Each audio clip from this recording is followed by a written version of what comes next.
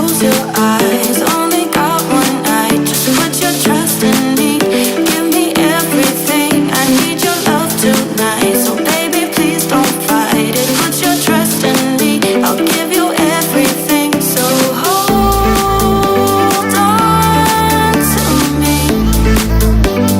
Welcome back to my channel guys. क्या हाल है भाई सब? क्या आई होप आप सभी बढ़िया होंगे, मज़े कर रहे होंगे अपनी लाइफ में। और आप सबका स्वागत है मेरे एक नए व्लॉग में। बहुत टाइम बाद दोस्तों मेरा व्लॉग आया है, क्योंकि पिछले कुछ टाइम से मैं अपने काम वगैरह में बिजी था, इसलिए लास्ट ईयर मेरे ज़्यादा व्लॉग्स नहीं आ पाए थे। बट इस साल होपफुली बहुत ज़्यादा मैं ट्रैवल करने के मेरे प्लान्स हैं। आज वैसे मैं दुबई आया हुआ हूँ, अभी मैं अपने होटल में मैंने चेक इन किया थोड़ी देर पहले। ये भाई होटल से व्यू आ रहा है और इसकी दूसरी तरफ भाई पाम जुमेरा और बुर्ज खलीफा का व्यू आता है, जो कि सबसे पॉपुलर डेस्टिनेशन है यहाँ की। बट ऑब्वियसली वो रूम भाई सबसे पहले बुक हो जाता है, इसलिए वो मुझे मिला नहीं। बुकिंग अभी काफ़ी फुल चल रही है, बहुत भीड़ दिखेगी आपको, और स्पेशली इंडियंस बहुत दिखेंगे भाई। जितने भी मैंने व्लॉग शूट करे हैं पहले, यूरोप में ही करे थे मोस्टली मैंने, तो उसमें हमने देखा हो कि इंडियंस बहुत कम होते हैं, मोस्टली फॉरेनर्स ही दिखते हैं, गोरे लोग ही दिखते हैं।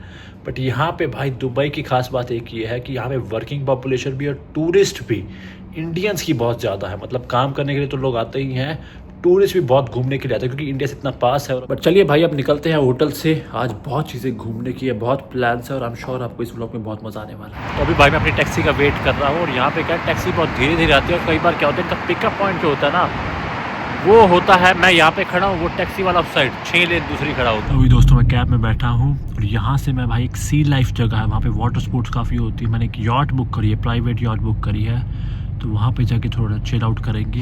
तो ये पीछे आपको जो यॉट दिख रही है, इनमें से मैंने एक बुक करी है भाई। और ये जो जगह है इसका नाम वैसे दुबई मरीना है। तो अभी भाई मैं यॉट में एंटर हुआ हूँ, यहाँ पे थोड़ी आवाज़ आ रही होगी, इसलिए मैं आपको थोड़ा सा क्विकली दिखाता हूँ टूर। छोटी सी यॉट है दोस्तों, यहाँ पे बैठने का है, खाने पीने का है, जैसे सिटिंग एरिया यहाँ पे है। नीचे अगर आप जाएंगे भाई साहब, वहाँ पे रूम है, तो ये टॉयलेट वगैरह है, और एक और एक्चुअली 2 बेडरूम है भाई। यहाँ पे भी एक बेडरूम है, एक दूसरी साइड भी बेडरूम है। 2 बेडरूम है, 2 टॉयलेट है, अच्छा खासा। मतलब यहाँ पे तो बंदा रह सकता है। एक किचन वगैरह हो गया, यहाँ पे आप खाना वगैरह बना सकते हैं। मेन जो बैठने की जगह है वो ऊपर है, वहाँ पे चलते हैं।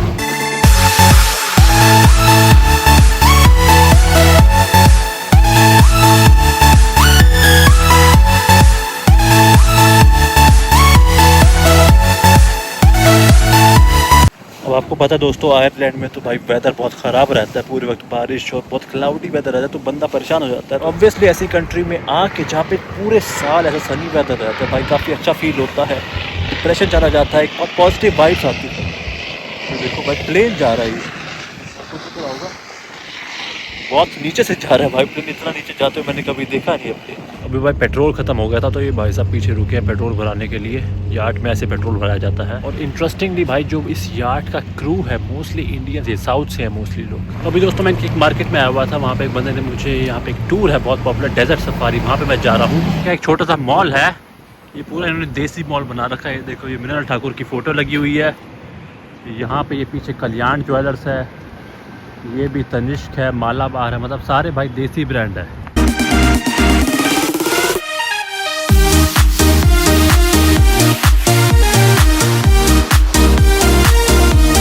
और ये कैमल राइड भी दोस्तों इस टूर का पार्ट थी, जिसको करने में मुझे काफ़ी मज़ा आ रहा था स्टार्टिंग में। बट कुछ देर बाद मुझे रियलाइज़ हुआ कि यहाँ पे कैमल्स को अच्छी तरह ट्रीट नहीं किया जा रहा है, अब्यूज़ किया जा रहा है, खाना नहीं दिया जा रहा है, पानी नहीं दिया जा रहा है, वो भी इतनी गर्मी में भाई। जिसके बाद भाई मुझे सच में गिल्ट हुआ कि मैंने कैमल राइड क्यों ही करी।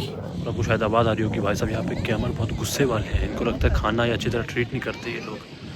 ये देखो ये आवाज़ निकाल रहा है, एंग्री है सर, एंग्री गुस्से वाला है। ये बोलता है मैं काम नहीं करूँ, ऐसा बिलाज का मुफ्त का खाऊँ बस।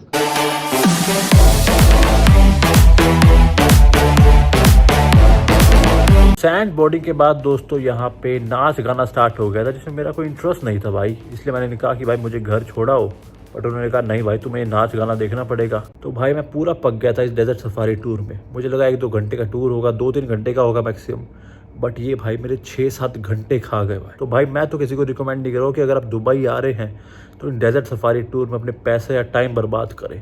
पैसा चलो ज़्यादा नहीं लगा भाई, बट टाइम जो गया है ना मेरे 6-7 घंटे, वो बहुत वैल्यूएबल है। और दुबई के बारे में दोस्तों मैं एक चीज़ ज़रूर ऐड करना चाहता हूँ कि यहाँ का जो पब्लिक ट्रांसपोर्ट है, इंफ्रास्ट्रक्चर है, सेफ्टी लेवल है, सबसे इम्पॉर्टेंट वो भाई वर्ल्ड क्लास है। मैं यूरोप पूरा घूम चुका हूँ, यूएस घूम चुका हूँ, बाकी एशियन कंट्रीज भी घूम चुका हूँ, बट इतनी ज़्यादा सेफ्टी इंफ्रास्ट्रक्चर, चलिए मैं कह सकता हूँ यूके में, यूएसए में, जर्मनी में इससे बेटर है या इसके लेवल का है, but in terms of safety level UK, USA या जर्मनी वो इसके भाई दूर दूर तक टक्कर में नहीं है।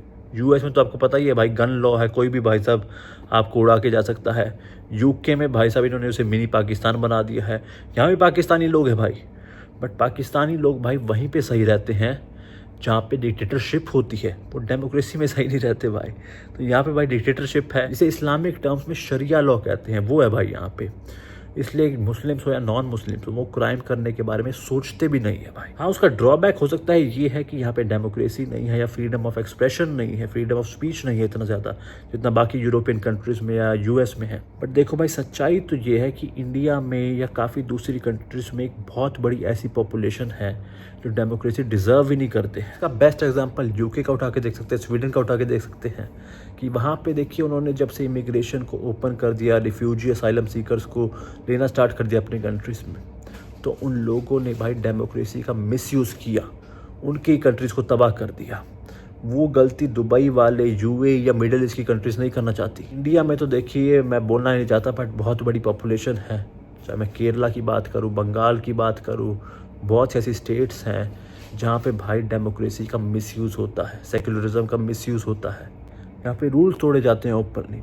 जैसे यहाँ पे कभी भी आपको सड़क पे नमाज़ पढ़ते हुए लोग नहीं दिखेंगे, सड़क को ब्लॉक करते नमाज़ पढ़ते हुए लोग नहीं दिखेंगे।